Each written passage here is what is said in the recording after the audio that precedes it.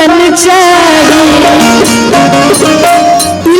बोला था जितना भी संधी लोग बाड़े अगुआ जी से कहता रहे काहे कि आज विकास भैया के तिलकोत्सव में हम सभी आए बनी जाता सबके झूमे के बाद हम चाहते हैं मोहिनी भी आप आ जाइए और हम चाहते हैं रूपा जी की भी पूरी टीम को बुला लिया जाए।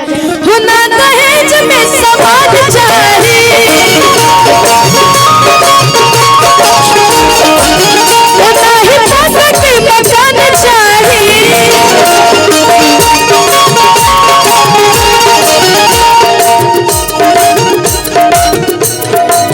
होना दहेज में समाज चाहिए, होना ही पैसा की मकान चाहिए।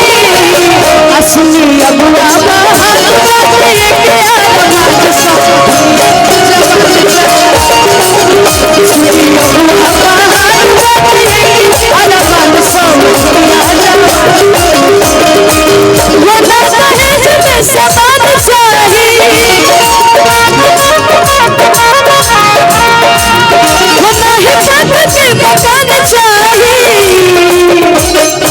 अच्छा हमारे जितना भी चाचा लोग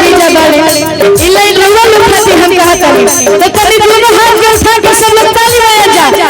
असली अगुआ महान बाटे ये जवान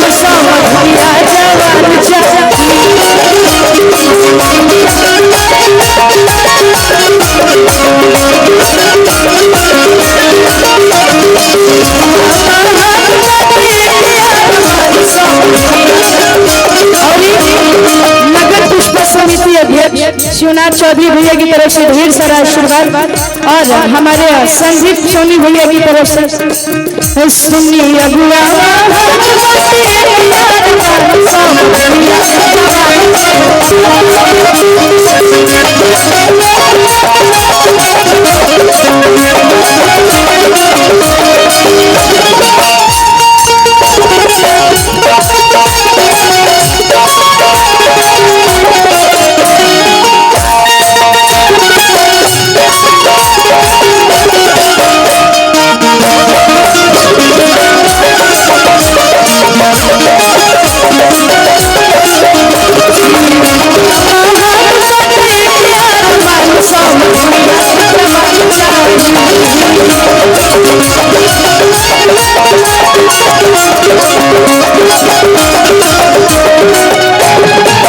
और समझी जी क्या कहले ए अगुआ जी सुने हमरा के का चाहिए।